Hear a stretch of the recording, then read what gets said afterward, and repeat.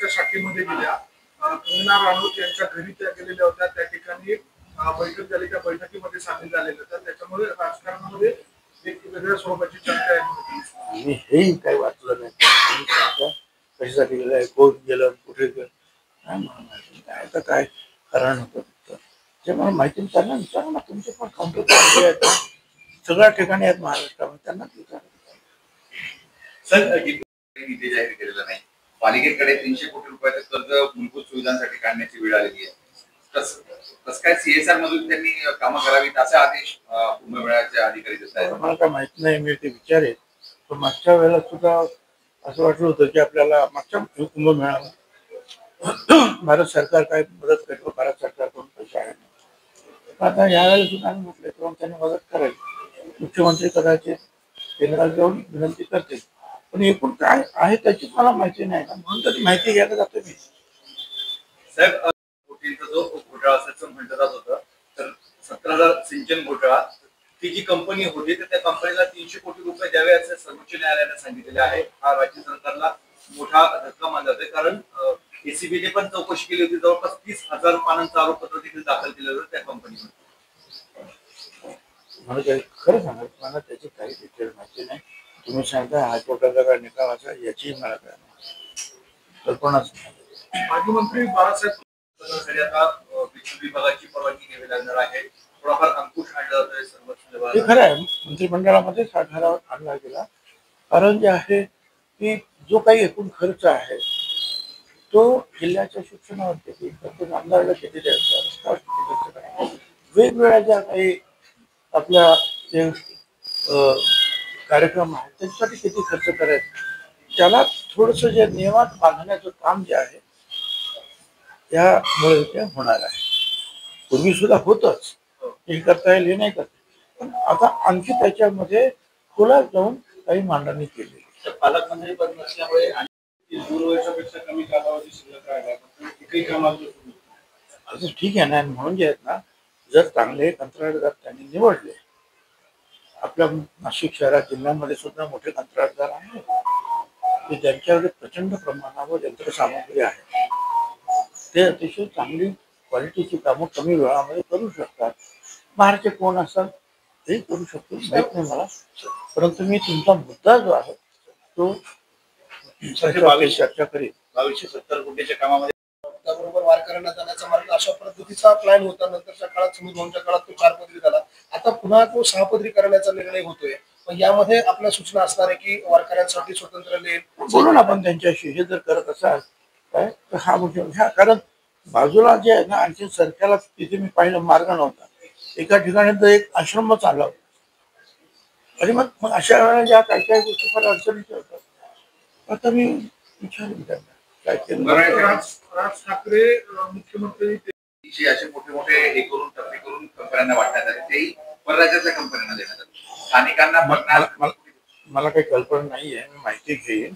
पण एक आहे, तुकडे करायला पाहिजे. कारण एकच रस्ता एकाच कॉन्ट्रॅक्टरला दिला आणि तो फेल झाला तर काय करणार तुम्ही.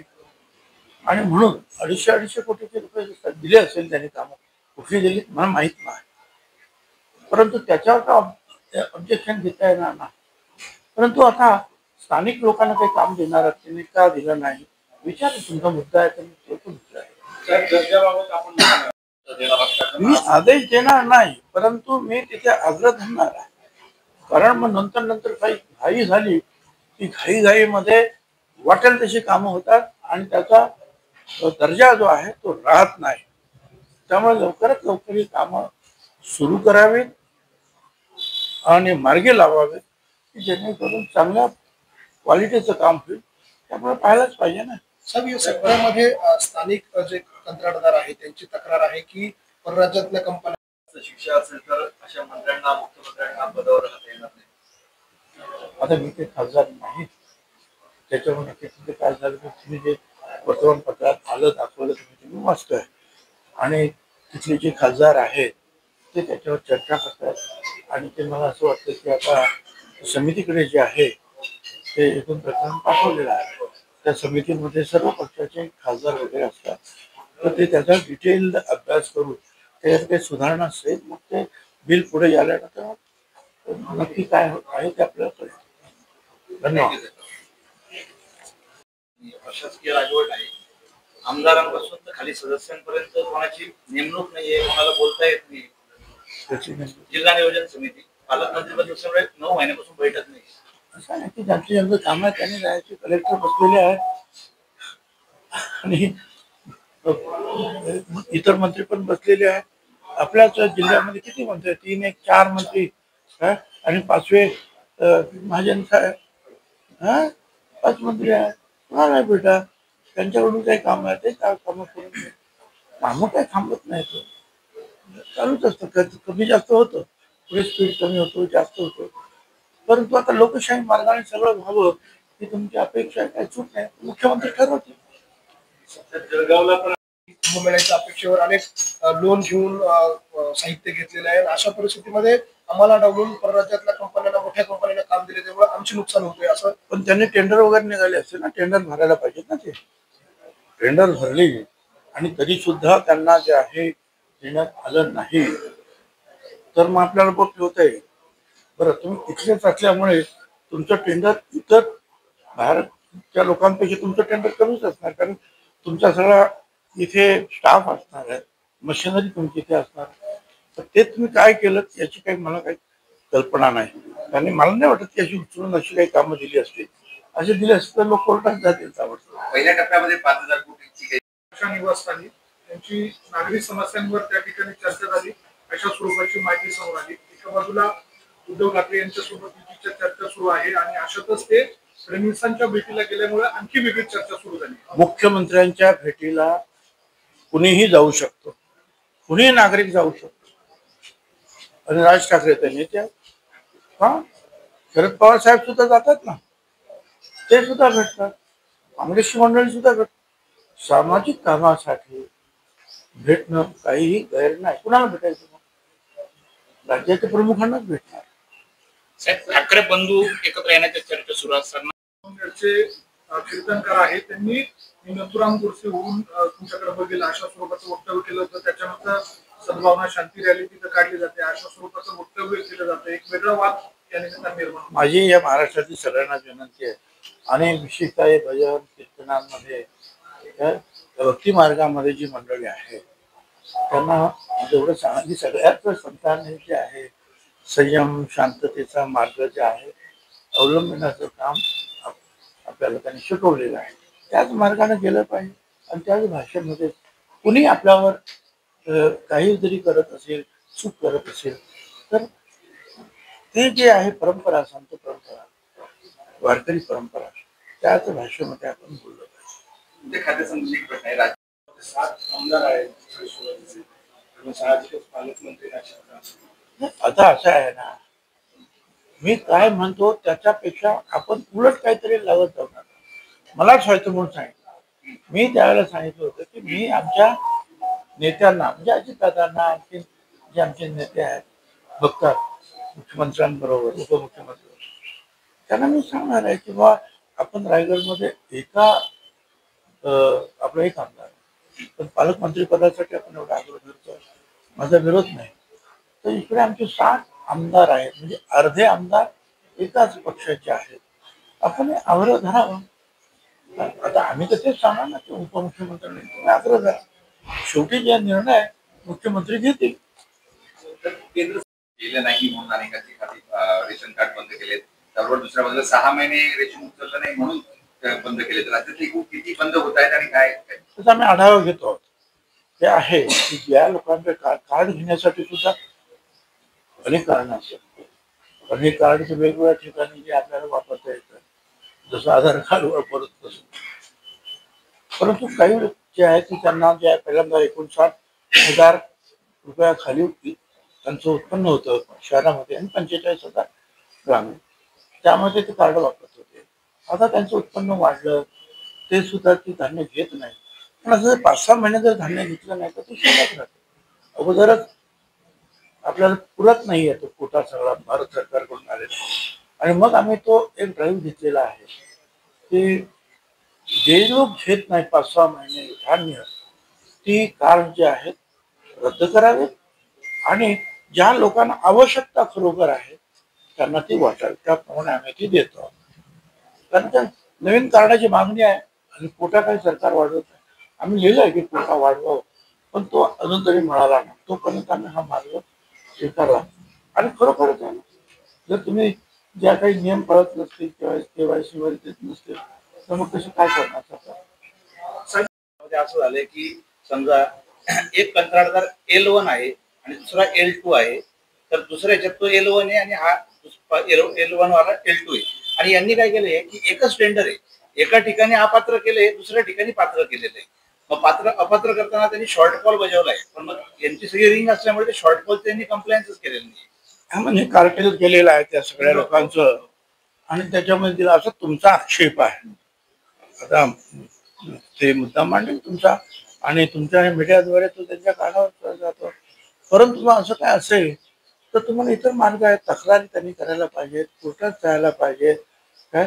आणि मुंबईला जे आहेत प्रत्यक्ष मुख्यमंत्री याच्यावर लक्ष ठेवून आहेत, त्यांना सांगितलं पाहिजे. करता येईल ना याच्यामध्ये. जर काही घोटाळे होऊ नये ही अपेक्षा सगळ्यांचीच आहे. साहेब या कंत्राटदारांचं 3 दिवसापासून आंदोलन सुरू आहे. जवळपास 90,000 कोटीहून अधिक पैसे हे थकले आहेत. नाशिकमध्ये 3 दिवस झाले आंदोलन सुरू आहे. हे पैसे जे आहेत सगळ्या महाराष्ट्रातील कंत्राटदारांचे ठरलेले आहेत, म्हणजे राहिलेले आहेत. जवळ 85,000 का 90,000 कोटी. आणि ते थोडे थोडे पैसे जे आहेत त्यांना मिळत आहेत. आता ज्यांचे राहिलेले आहेत ते पुढच्या पुरवणी मागण्यामध्ये येतील. त्यांचा असा आरोप आहे की लाडकी बहीण योजना असेल किंवा इतर अशा काही योजना येत आहेत जिथे गरज नाही तिथे पैसे खर्च करतात आणि आमचे पैसे थकवतात. लाडकी बहीण ही सुद्धा योजना जी आहे ती आता लोकांनी मान्य केलेली आहे. सर्वसामान्य महिलांना भगिनींना त्याचा फायदा होतो आहे. परंतु एक आहे की त्याच्यामुळे जरा थोडंसं काम जर आलं असेल अर्थव्यवस्थेवर तर काही दिवसामध्ये हा ताण कमी होईल. साहेब, यापूर्वी नाशिक त्र्यंबक ठाकरे बंधू बसलायत. भाजप देखील आरोप करते की कुठेतरी आता पुढे सक्सेस होणार नाही किंवा निवडणुका जरी लढले तरी. तुमचं मत काय? असं एक मी लहानपणापासून मुंबईत राहिलो, जी माझी माहिती आहे ह्या मुंबईतील वेगळ्या ज्या काही कामगारांच्या एरियाज आहेत त्यांचे जे वेगवेगळे नेते आहेत. उदाहरणार्थ डॉक एरियामध्ये ज्या PD मेळो, त्याच्यानंतर कुलकर्णी साहेब, त्याच्यानंतर पिंटो आणि नंतर शेटे, असे वेगळे ते त्यांचे आहेत. माथाडी कामगारामध्ये अण्णासाहेब पाटलांनी पुढाकार घेतला, तेच नेते झालेले आहेत. गिरणी कामगारांमध्ये सुद्धा आपण पाहिलं म्हणजे सगळ्यात अगोदर तर सगळ्यात मोठा प्रथम नेता युनियनचा ते लोखंडे साहेब, महात्मा ज्योतिराव फुल्यांचे जे आहे म्हणजे सहकारी, त्यांनी युनियन सुरू केलं. पण त्याच्यानंतरच्या काळात मला जी माहिती आहे त्याच्यामध्ये आपण पाहिलं की कॉम्रेड डांगे साहेब त्यांनी युनियन चालवलं. त्यांच्याबरोबर आंबेकर साहेब प्रमाणे त्यांची युनियन गिरणी कामगारांची होती. दत्ता सामंत त्याच्यामध्ये होते. यात आपल्या मंत्रालयातील कर्मचाऱ्यांच्या आणि सरकारी कर्मचाऱ्यांच्या कुलसे साहेब आणि इतर काही लोक जे आहेत ते नेते होते. तर अशा वेगवेगळ्या भागामध्ये वेगवेगळे नेते जे आहेत काम करत होते. आणि महानगरपालिकेमध्ये जॉर्ज फर्नांडिस काम करत. सगळी युनियन्स होते त्याने तेच संपर्क होता. जॉर्ज फर्नांडिसचे साथीदार होते त्यांच्यावर काम करणारे ते होते शरद राव साहेब. ते गेल्यानंतर ते नेतृत्व त्यांच्याकडे आहे, शरद राव साहेब महानगरपालिकेत. आणि शरद रावांचे चिरंजीव जे आहे ते शशांक राव, शरदराव आहे त्याच्यामुळे शशांक राव ते तिथे आले. आता हे ज्या सगळ्या युनियन्स आहेत त्यांना इतर युनियनने तिथे जे आहे शिरकाव करणं अतिशय कठीण जातं. कारण रात्रंदिवस ती मंडळी तेच काम करत तिथे असतात आणि ते त्यांची परंपरा आहे वर्षानुवर्षाची. आता त्यामध्ये जर बाकीच्या मंडळी ऐन वेळा जर निवडणूक लढवण्यासाठी गेली तर निभावं लागत नाही. आढावा बैठक आज आपण घेत आहात. कामं अद्यापही प्रत्यक्षात सुरू झालेले नाही आहेत. नेमकं काय असणार नियोजन बैठकीचं? असं आहे ना की आपल्या मीडियाचे काही लोक वर्तमानपत्रात सुद्धा आलं की मी पालकमंत्री होणार, म्हणजे कुठे म्हटलं मी पालकमंत्री होणार. जो आढावा बैठक किंवा माहिती घेतली त्या कामाची, म्हणजे त्या कामाचा मी काय प्रमुख होतो किंवा कुंभमेळा प्रमुख होतो किंवा पालकमंत्री असेल नाही. आपल्याला कल्पना आहे की मागचे 2 लहानपणापासून मी कुंभमेळा पाहत आलेलो. मागच्या 2 कुंभमेळ्यांची जी आहे मोठ्या प्रमाणावर जबाबदारी स्वीकारलेली होती. मुंबई नाशिक रस्ता, नाशिक पुणे, नाशिक मुंबई, नाशिक त्र्यंबकेश्वर, भिवापूर, त्याच्यानंतर नवरात्रीची मुख्य कामं, मंदिराची जी आहेत, वेगवेगळी जी आहेत, करण्याची कामं, अशी अनेक कामं जी आहेत आपण केली.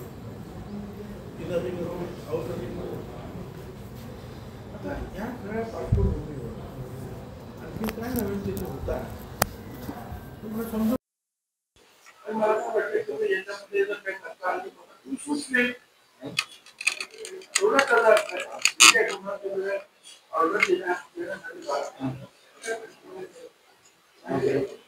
मंत्री म्हणून आमच्या नाशिकचा मंत्री म्हणून मला तो अधिकार 100% आहे. त्याच्यासाठी मला पालकमंत्री व्हायला पाहिजे किंवा काय अशातला काही भाग नाही, म्हणून मी जातोय.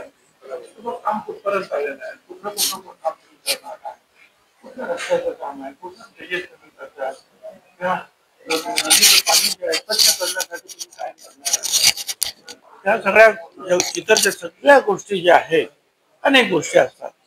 त्र्यंबकेश्वरला काय काम तुम्ही करणार आहात, नाशिकमध्ये जे रस्ते आहेत, आणखीन इतर काही गोष्टी ज्या आहेत, ट्रॅफिकचे कसं काय नियोजन आपण करणार आहोत, त्या अशा अनेक गोष्टी ज्या आहेत त्याचं त्यांनी जे काही आरेखन केलेलं आहे ठरवलेलं आणि ते करू पाहतायत त्याची फक्त माहिती घ्यायची आणि आपल्याला काय वाटलं तर त्याच्यामध्ये काही सूचना करायच्या, त्यातून त्या सूचना स्वीकारते किंवा न स्वीकारते. पण त्याच्यात